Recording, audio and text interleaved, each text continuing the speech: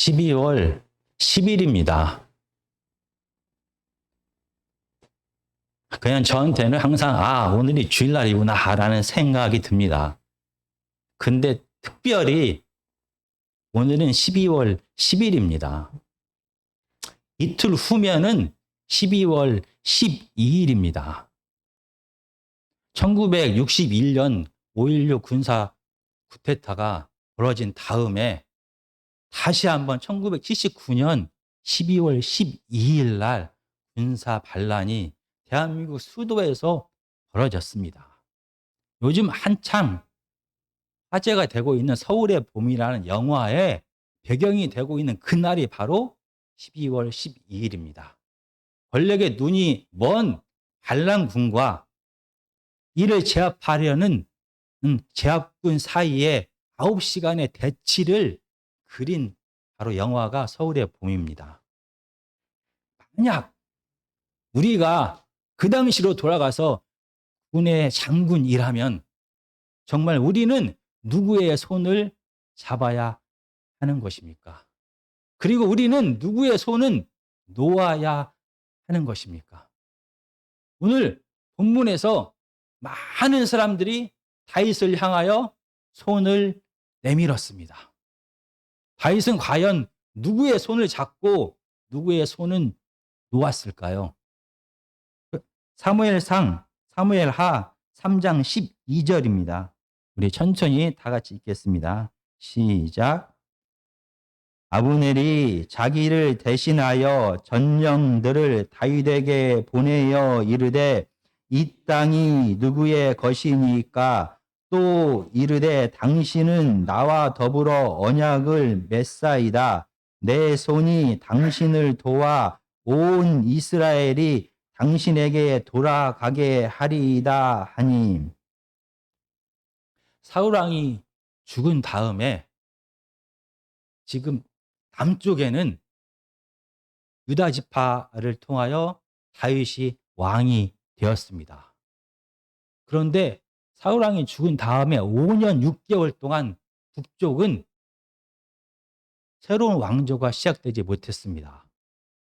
아마 북쪽에 큰 영향을 미치고 있는 블레셋의 방해와 압력 때문일 거라고 생각이 됩니다. 그리고 오늘 본문에 나오는 이스라엘의 군대 장관인 아브넬은 이 블레셋과 다윗의 영향력을 벗어나서 요단강을 건너서 마하나임에 5년 6개월 만에 드디어 사울왕의 아들인 이스보셋을 왕으로 세우게 됩니다. 이 가나안 땅에 두 나라가 세워진 것입니다. 그래서 이제 평화적으로 두 나라가 하나가 되기는 정말로 힘든 상황입니다. 그런데 오늘 본문에서 갑자기 북쪽의 이스라엘의 군대 장관인 아브넬이 다윗에게 전령을 보냅니다. 그리고 그에게 언약하자라고 손을 내밀었습니다.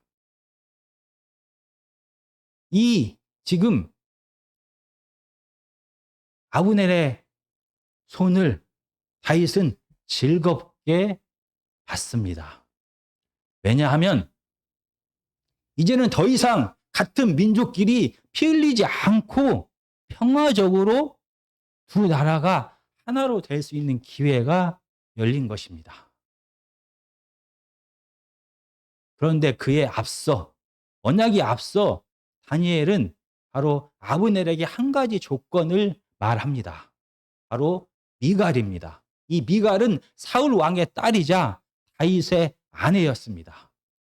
그래서 다윗은 아브넬에게 나에게 언약하러 평화의 언약을 하러 올 때에 미갈을 데려와야 된다라고 말합니다.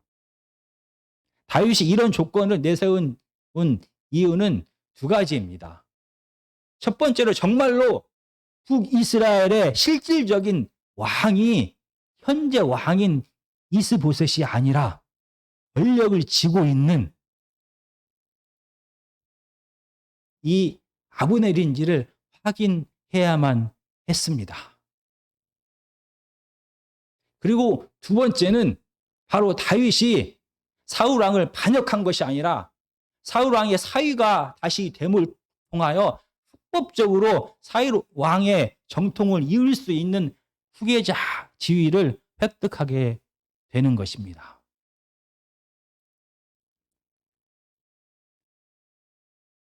그런데 정말로 아브넬은 이 약속을 지키게 됩니다. 아브넬은 바로 이스라엘의 북이스라엘의 왕인 이스보셋의 압력을 넣어서 그의 동생 미갈을 다윗에게 보냅니다. 그리고 북쪽에 있는 이스라엘 각 지파의 장로들을 설득합니다.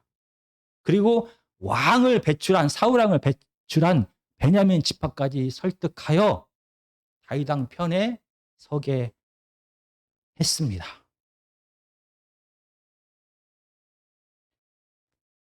그렇다면 왜 아브넬은 이렇게 북이스라엘의 왕, 자기가 세운 왕 이스보셋의 손을 놓고 다윗 왕에게 손을 내민 것입니까? 오늘 본문은 이렇게 말합니다. 3장 6절과 7절입니다. 사울의 집과 다윗의 집 사이에 전쟁이 있는 동안에 아브넬이 사울의 집에서 점점 권세를 잡으니라. 사울에게 첩이 있었으니 이름은 리스바요 아야의 딸이더라. 이스보셋이 아브넬에게 이르되 내가 어찌하여 내 아버지의 첩과 통관하였느냐 하니. 지금은 전쟁 시기입니다. 전쟁 시기에는 군사력을 가진 장군의 힘이 점점 막강해집니다. 그 결과 사울의 집에서 아브넬의 힘이 점점 커갔습니다. 그러자 그 즈음에 이런 소문이 퍼지게 되었습니다. 바로 아브넬이 사울 왕의 첩을 취했다라는 소문입니다. 당시 배경에서 전 왕의 아내나 첩을 취하는 자는 후계자입니다. 이 소문은 아브넬이 이스보셋을 밀어내고 스스로가 왕이 되겠다라는 소문인 것입니다. 이 소문의 사실 여부와 상관없이 아브넬은 깨닫게 됩니다. 왜냐하면 아브넬에 대하여 이렇게 이스보셋이 말했다라고 하면 이미 두 사람 사이의 신뢰 관계는 깨어진 것입니다. 그리고 아브넬은 사울 왕을 통하여 이 시기의 마음이 무엇인지를 잘 알고 있습니다.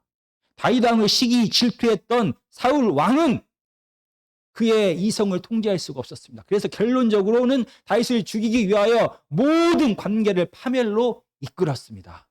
그걸 옆에서 본 자가 군대 장관이었던 아브넬입니다. 이미 이스보셋의 마음에 자기를 향한 시기와 질투가 시작되었으면 이 관계는 도저히 회복될 가능성이 없습니다. 거기에 더해서 대세는 이미 기울었습니다. 3장 1절입니다. 사울의 집과 다윗의 집 사이에 전쟁이 오래매 다윗의 집은 점점 강하여 가고 사울의 집은 점점 약하여 가니라. 이제 사울의 집 희망이 없습니다. 북이스라엘은 희망이 없습니다. 그리고 자기를 시기 질투하는 이스보셋 왕에게는 더 이상 그를 신뢰할 수도 없고 그에게 희망이 없는 것을 이 아브넬은 알게 됩니다. 그래서 아브넬의 손을 놓고 다윗을 향하여 손을 내밀었습니다. 그래서 그가 약속한 대로 정말 온 이스라엘 장로들과 사울 왕의 지파인 베냐민 지파까지 설득했습니다. 그리고 다윗이 원했던 미갈까지 그에게 보냅니다. 이제 모든 것이 열려졌습니다. 다윗은 이제 피 한 방울 흘리지 않고 같은 민족끼리 더 이상 싸우지 않고 하나님의 뜻인 온 이스라엘의 왕이 될 수 있는 길이 열려진 것입니다. 그래서 다윗은 아브넬의 손을 잡았습니다. 그런데 이 기쁨은 오래가지 못했습니다. 이 평화의 언약을, 이 기적과도 같은 평화의 언약을 누군가가 깼습니다. 그는 바로 요압입니다. 요압은 다윗의 친조카입니다. 그리고 유다 왕국의 군대 장관입니다. 사울 왕을 피해서 도망 다닐 때부터 요압은 다윗과 늘 함께 했습니다. 늘 다윗의 편에 섰던 자가 바로 요압입니다. 다윗의 오른팔 하면 요압입니다. 그리고 요압과 그의 형제들이 다윗의 왕국을 떠받들고 지키고 있었던 것입니다. 그런데 그 요압 형제가 이 평화 언약의 반기를 들었습니다. 그 이유는 3장 27절에 이렇게 말합니다. 아브넬이 헤브론으로 돌아오매 요압이 더불어 조용히 말하려는 듯이 그를 데리고 성문 안으로 들어가 거기서 배를 찔러 죽이니 이는 자기의 동생 아사엘의 피로 말미암음이더라. 요압은 자기 동생을 죽인 전쟁에서 자기 동생을 죽인 아브넬을 용서할 수가 없었습니다. 이 개인적인 복수가 첫 번째 이유였다라고 성경은 말합니다. 그런데 성경에 쓰여있지 않은 또 다른 이유를 우리는 알 수가 있습니다. 이 평화 언약을 통하여 다윗이 온 이스라엘의 왕이 되면 가장 크게 기여한 자가 누구입니까? 북이스라엘의 군대 장관 아브넬입니다. 그와 언약을 맺었다는 것은 큰 의미가 있습니다. 그 당시에 새로운 두 사람이 새로운 관계를 시작할 때 언약을 맺게 됩니다. 그리고 서로가 서로에 대해서 약속을 하게 됩니다. 아마 아브넬은 다윗에 대하여 왕으로서 그에게 충성할 것을 맹세했을 것입니다. 그러면 다윗은 아브넬에게 무엇을 약속했을까요? 아마 군대 장관의 자리와 많은 재물을 약속했을 것입니다. 이 평화 언약이 아브넬의 의도대로 다윗의 의도대로 이루어질 경우에 요압이 설 자리가 없어지게 됩니다. 물론 새로운 이스라엘에서 중요한 역할을 하겠지만 지금처럼 다윗의 오른팔의 자리를 아마 아브넬에게 빼앗기게 될 것입니다. 이렇게 자기의 욕심과 자기의 복수 때문에 이 아브넬을 죽였습니다.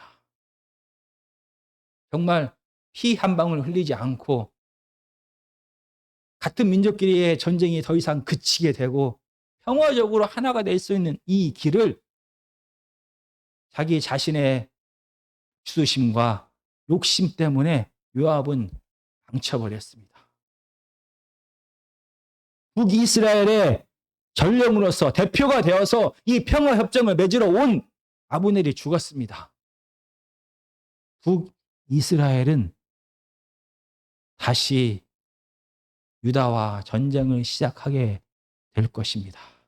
그전보다 더 치열한 전쟁이 시작될 것입니다. 이스라엘 전체의 이익과 다윗 왕의 이익이 아닌 자기의 이익과 자기의 복수심 때문에 이 모든 평화 언약을 망쳐버린 자가 요압입니다. 다윗은 동아줄인 줄 알고 잡았던 이 아브넬이 순식간에 사라져 버렸습니다. 그리고 더 큰 위기가 찾아오게 되었습니다.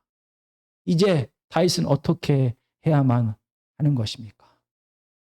다윗은 사울과 요나단이 죽었을 때 절망했습니다.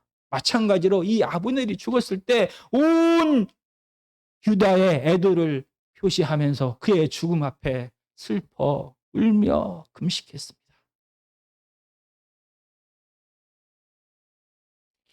사무엘하 3장 37절은 다윗의 진심이 어떻게 백성들에게 전해졌는지를 기록합니다. 이 날에야 온 백성과 온 이스라엘이 넬의 아들 아브넬을 죽인 것이 왕이 아닌 줄을 아니라. 온 이스라엘과 백성들은 아브넬의 죽음에 다윗의 상관이 없음을 알게 됩니다. 그래서 첫 번째 급한 불은 껐습니다. 그러면 이 요압을 어떻게 해야만 하는 것입니까? 지금까지 늘 자기 편이었습니다. 늘 다윗의 편에 서서 다윗을 위하여 싸웠던 요압과 그의 형제입니다. 그의 오른팔입니다. 다윗은 이 요압의 손을 놓지 않았습니다. 솔직하게 말하면, 더 현실적으로 말하면 요압의 손을 놓을 수가 없었습니다. 왜냐하면 이 전쟁 상황에서 요압과 요압의 형제들의 군사력이 정말로 필요했습니다. 여기 사무엘하 3장 22절을 보시겠습니다. 다윗의 신복들과 요압이 적군을 치고 크게 노력한 물건을 가지고 돌아오니. 지금 다윗 왕조가 시작이 되었습니다. 그러나 다윗 왕조를 지지하는 지파는 유다 지파 한 지파입니다. 이 다윗 왕조를 유지하기 위해서는 많은 재정이 필요합니다. 유다 지파만의 후원으로 이 다윗 왕조를, 한 왕조를 유지할 수가 없는 것입니다. 결국 군인들이 적국에 쳐들어가서 전리품을 취해 왔습니다. 그것으로 다윗 왕조가 유지가 되고 있습니다. 북쪽에서, 북이스라엘에서 군대 장관인 아브넬의 권세가 점점 확장된 것처럼 남쪽에 있는 유다 땅에서도 군대 장관, 또한 장군인 이 아브넬의 형제의 힘이 점점 막강했습니다. 심지어 다윗은 3장 39절에 이렇게 말합니다. 내가 기름 부음을 받은 왕이 되었으나 오늘 약하여서 스부야의 아들인 이 사람들을 제어하기가 너무 어려우니 여호와는 악행한 자에게 그 악한 대로 갚으실지로다 하니라. 다윗은 현실적으로 요압 형제의 손을 놓을 수가 없었습니다. 그러나 그들의 행위는 하나님의 율법을 어긴 것입니다. 민수기 35장에 보면 누군가가 고의로 누군가를 살인했을 때 그의 가족은 복수할 수 있도록 허용했습니다. 그런데 아브넬이 요압의 동생을 죽인 것은 살인 의도가 없었습니다. 전쟁에서 요압의 동생이 아브넬을 쫓아왔습니다. 아브넬은 평화를 사랑하는 사람이었습니다. 그러면서 그에게 나를 쫓아오지 말라. 내가 요압 동생을 어떻게 죽이겠느냐라고 말했습니다. 그러면서 계속 말렸는데 계속 쫓아오니까 창 앞에가 아니라 창 뒤로 그를 쳤습니다. 이제 그만 쫓아오라고. 그런데 그 쫓아오는 요압 동생의 속도가 너무나 빨라서 이 창의 배를 뚫게 되었고 이 요압 동생은 죽게 되었습니다. 고의로 죽인 것이 아닙니다. 그러면 복수하지 못하는 것이 하나님의 뜻입니다. 하나님의 율법까지 어기면서 하나님의 뜻을 무시하면서까지 자기 개인적인 복수를 한 이 요압이지만 다윗은 그의 손을 놓을 수가 없었습니다. 그리고 대신에 하나님 앞에 부탁했습니다. 하나님이여, 하나님께서 대신 이 문제를 다뤄주십시오 라고 부탁을 했습니다. 그러면 요압 형제의 손을 놓지 못했습니다.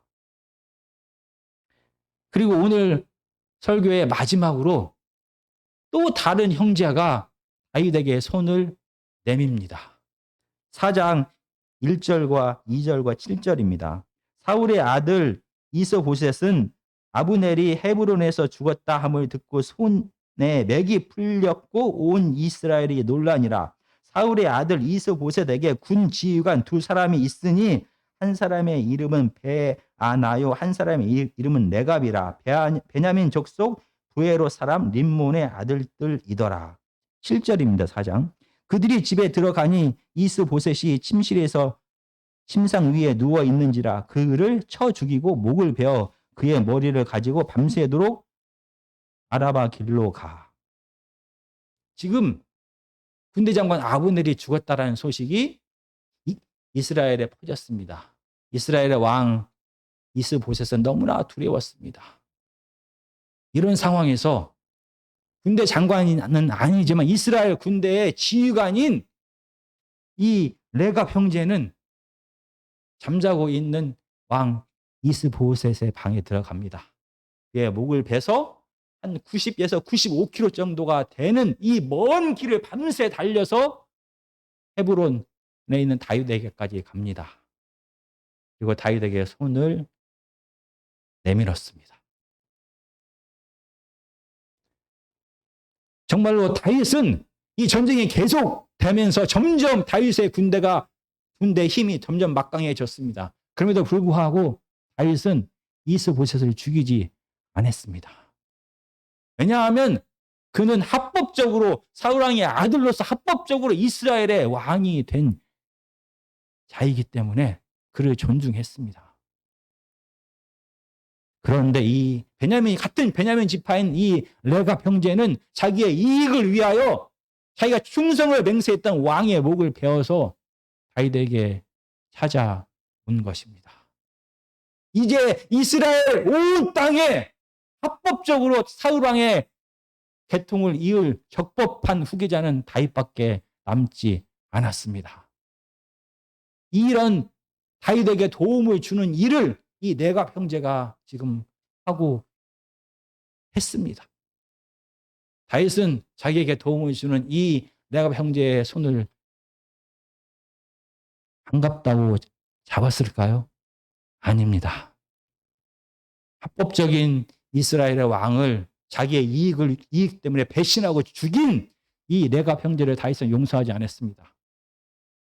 그리고 그들을 죽여서 온 세상에 그들의 행위를 알렸습니다. 오늘 본문에서 다윗은 여러 사람들을 만나게 됩니다. 평화주의자는 분명하지만 자기의 이익을 위하여 의리가 없고 기회주의적인 아브넬, 늘 자기 편인 것 같고 자기를 위하여 싸우는 것 같았던 요압, 그러나 실질적으로는 자기의 이익과 자기의 복수가, 자기의 감정이 더 먼저였던 포악한 요압, 자기의 이익을 위하여 자기가 충성 맹세했던 왕까지 배반할 수 있는 사악한 레갑 형제, 다윗이 오늘 본문에서 만났던 사람들입니다. 이 사람들의 공통점은 마치 우리처럼 이스라엘 전체의 뜻과 하나님의 뜻이 먼저인 것이 아니라 내 이익과 내 필요가 먼저였습니다. 그래서 내 이익과 내 필요를 위해서는 하나님의 율법을 무시할 수도 있고 사람과의 언약을 배신할 수도 있고 시기하고 질투하고 살인과 질투와 속임수가 가득한 사람들이 바로 오늘 다윗이 만난 사람들입니다. 그리고 또 한 가지는 이 사람들은 자기의 약속과 달리 그 약속을 온전히 실행시킬 수 있는 능력이 없는 연약한 피조물입니다. 우리가 3장 12절을 다시 한번 보시겠습니다. 아브넬이 자기를 대신하여 전령들을 다윗에게 보내어 이르되 이 땅이 누구의 것이니까 또 이르되 당신은 나와 더불어 언약을 맺사이다. 내 손이 당신을 도와 온 이스라엘이 당신에게 돌아가게 하리이다. 21절입니다. 3장. 아브넬이 다윗에게 말하되 내가 일어나서 온 이스라엘 무리를 내 주 왕의 앞에 모아 더불어 언약을 맺게 하고 마음에 원하시는 대로 모든 것을 다스리게 하리이다. 여기 3장 12절에서 손이라는 것은 이 구약 성경에서 능력, 힘을 뜻합니다. 그리고 여기 돌아가게 하겠다라는 동사의 어떤 형태는 강조입니다. 내가 반드시 내 힘과 능력으로 온 이스라엘을 당신 편으로 만들겠습니다. 그리고 21절에서 말한 것처럼 내가 내 힘과 능력으로 다윗 당신을 온 이스라엘의 왕으로 세우겠습니다. 라고 약속했습니다. 그러나 그는 한 줌의 죽음, 한 번의 칼날에 쓰러진 악한 피조물이었습니다. 마찬가지입니다. 모든 사람들은 자기가 한 약속을 온전히 지킬 수 있는 능력이 없는 피조물이고 사람들의 마음속에는 다른 사람과 나라와 백성들을 위하는 것이 아니라 자기 자신의 이익이, 자기 자신의 감정이 먼저인 이기적인 사람일 뿐입니다. 정말로 손을 잡을 수도 없고 손을 놓을 수도 없는 이런 사람들 속에서 다윗은 살아갔습니다. 그런데 놀랍게 기적적으로 하나님의 뜻은 이루어졌습니다. 사무엘하 5장 3절입니다. 이에 이스라엘 모든 장로가 헤브론에 이르러 왕에게 나오매 다윗 왕이 헤브론에서 여호와 앞에 그들과 언약을 맺음에 그들이 다윗에게 기름을 부어 이스라엘 왕으로 삼으니라. 정말 이기적이고 의지할 수 없는 사람이 아닌 하나님께서 사람들의 자유를 그대로 인정하시면서 이스라엘의 역사를 그대로 인정하시면서도 모든 사람들의 방해와 거칠고 이루어질 수 없는 환경 속에서도 하나님의 뜻을 성취하셨습니다. 그래서 하나님께서 약속하신 그대로 다윗을 온 이스라엘의 왕으로 세우셨습니다. 오늘 2장, 3장과 4장에는 다윗이 하나님을 찾았다, 하나님께 기도했다라는 말이 없습니다. 이상합니다. 늘 중요한 일마다 하나님을 찾았던 다윗입니다. 그러나 이상하게 이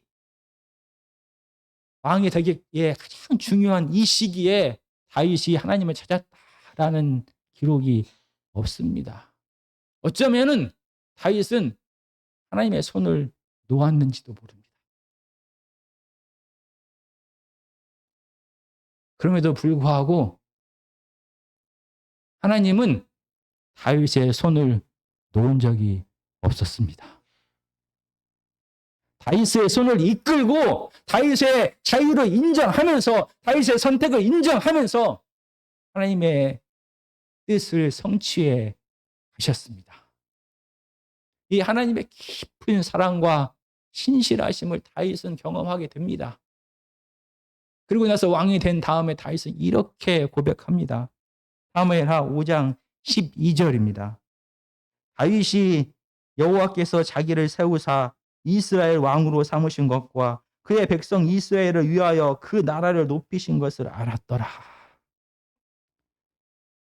다윗은 때로는 하나님을 잊어버리고 하나님의 손을 놓고 눈에 보기에 더 달콤해 보이는 사람의 손을 잡고 이 왕이 되는 길을 갔습니다. 그러나 한 번도 하나님은 다윗을 떠난 적이 없습니다. 다윗의 손을 놓은 적이 없습니다. 그의 손을 잡고 모든 방해를 다 선으로 바꿔가면서 결국은 하나님의 뜻이 성취되게 하셨습니다.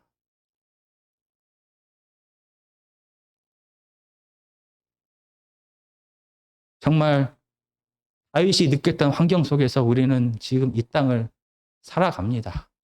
정말 누구를 믿어야 될지, 누구 손을 잡아야 될지 정말로 곤란합니다. 왜냐하면 우리가 잘 알고 있습니다.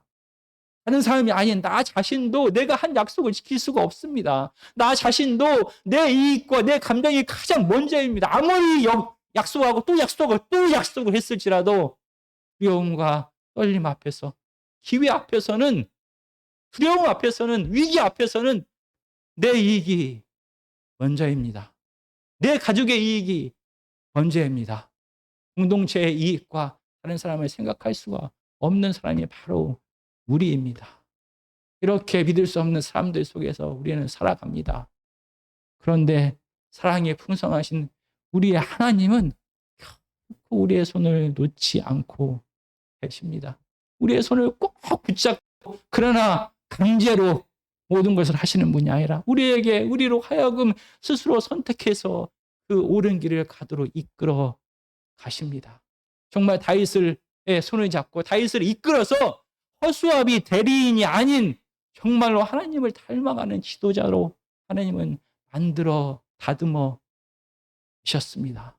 그래서 다윗은 하나님의 뜻대로 명령을 받으면 순종하는 로봇이 아니라 정말로 하나님의 뜻을 아는 자, 하나님을 사랑하는 자, 하나님을 이용하지 않는 자, 하나님의 뜻대로 이웃을 사랑할 수 있는 자, 온 백성을 사랑할 수 있는 자로 그는 점점 그런 지도자가 되어져 갔습니다.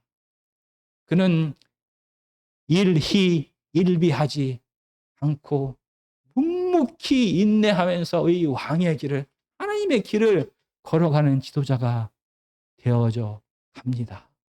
그는 누구의 손을 잡아야 되고 누구의 손은 지금은 놓아야 되는지를 아는 용기 있고 지혜로운 지도자로 점점 다듬어 가고 있습니다.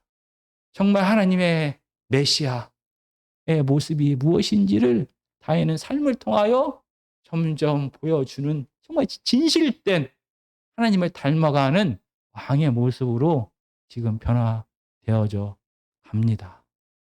하나님의 손을 잡은 자는 하나님의 방법대로 이 땅을 살아갑니다. 사랑하고 용서하고 인내하고 정의롭게 행하고 나의 이익이 중요한 만큼 다른 사람의 이익도 중요하게 생각하는 그러한 하나님의 마음을 가진 자로 살아가는 것입니다. 정말 하나님의 손을 잡고 하나님의 뜻대로 하나님의 방법대로 하나님의 자녀답게 사랑하며 용서하며 인내하며 나누며 살아가는 우리 아멘교회 성도님들이 되었으면 좋겠습니다. 사람은 정말로 의지할 존재가 못 됩니다. 사람은 정말로 신뢰할 수 있는 존재가 못 됩니다. 사람은 용서하고 이해하고 섬기고 사랑할 대상입니다. 우리가 정말로 손을 잡고 의지할 수 있는 분은 하나님밖에 없습니다. 그리고 그 사랑이 풍성하시고 신실하신 하나님은 때로는 우리가 하나님의 손을 놓았을 때도 결코 우리의 손을 놓지 않고 우리를 보호하시고 사랑하시면서 가장 선한 길로 인도하고 계십니다. 그 하나님이 우리를 사랑하는 것처럼 사랑하고 그 하나님의 마음으로 하나님의 자녀답게 이웃을 사랑하고 용서하며 인내하며 살아가는 우리 아멘교회 성도님들이 다 되시기를 간절히 기도합니다.